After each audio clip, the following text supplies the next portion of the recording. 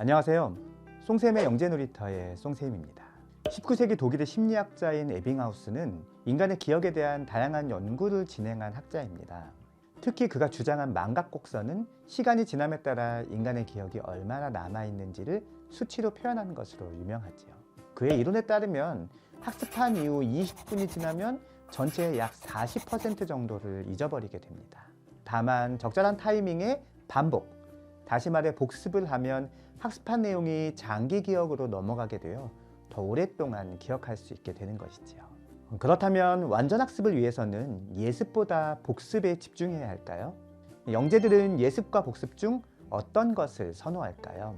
이에 오늘의 사랑방은 예습과 복습의 서로 다른 효과, 그리고 영재와 선행학습에 대한 이야기를 해보도록 하겠습니다. 자, 그럼 지금부터 저와 함께 오늘의 사랑방으로 들어가 보실까요?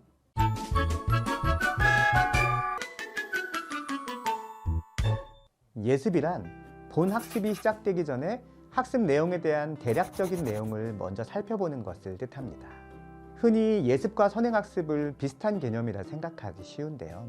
선행학습이란 학생이 자신의 연령이나 발달 단계보다 적어도 6개월 이상의 학습 내용을 미리 공부하는 것입니다.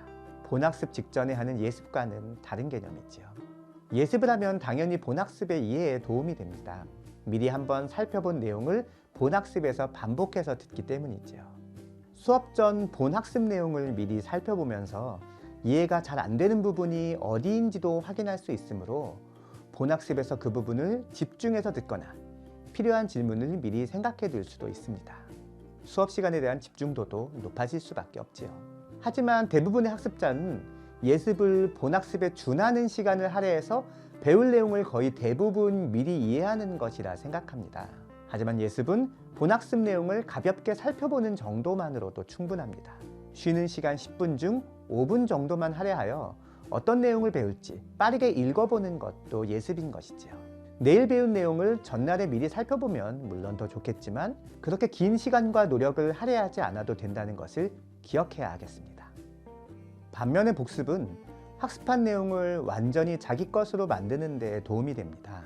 아무리 수업 시간에 집중해서 학습을 했다 하더라도 인간의 뇌는 시간이 지나면 배운 내용을 잊어버리게 마련입니다. 그러므로 학습한 내용을 의식적으로 복습해야 하는 것이지요. 망각곡선에 따르면 복습이 없는 학습의 경우 10분 후 40%, 하루 후 65%, 일주일 후 75%, 한 달 후에는 약 80%의 내용이 머릿속에서 사라져버립니다. 하지만 이 구간마다 주기적인 복습을 하게 되면 학습한 내용이 장기 기억으로 전환되면서 6개월 이상의 기억이 가능해집니다. 장기 기억으로의 전환을 위해서는 적어도 4회 정도의 주기적인 복습이 필요한 셈이지요. 물론 복습도 앞서 예습의 경우처럼 굳이 본학습만큼의 시간과 노력을 들일 필요는 없습니다. 본학습 중 표시한 주요 내용이나 필기, 메모와 같은 학습 흔적을 쫓는 것만으로도 충분하므로 복습을 너무 거창하게 생각하지 말아야 하겠습니다. 예습과 복습은 되도록 둘 다 하는 것이 좋습니다. 하지만 학습량이 많거나 시간이 부족하여 둘 중 하나만 선택해야 할 상황이 생길 수도 있는데요. 이때는 자신의 학업 성취도 수준에 따르는 것이 좋습니다. 만일 자신의 학업 성취도가 높은 편이라면 복습보다는 예습에 무게를 두는 것이 바람직합니다. 학업 성취도가 높은 학생들은 자신에게 생소하거나 정확히는 알지 못하는 것에 호기심을 느끼게 마련인데요.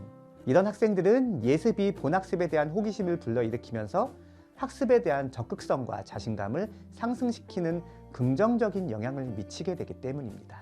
반면에 학업 성취도가 낮은 편이라면 예습보다는 복습에 무게를 두는 것이 좋습니다. 수업 시간에 잘 이해하지 못했던 부분에 대해 다시 한번 학습할 기회를 얻게 되면서 복습 이후 자신의 학습 능력이 향상되었다고 느낄 수 있기 때문이지요. 실제로 예습과 복습이 학업 성취도 및 흥미도에 미치는 영향을 분석한 다수의 연구에서 상위권 학생들은 예습에 치중했을 때, 하위권 학생들은 복습에 치중했을 때 성적이 상승하였다는 것을 확인할 수 있습니다.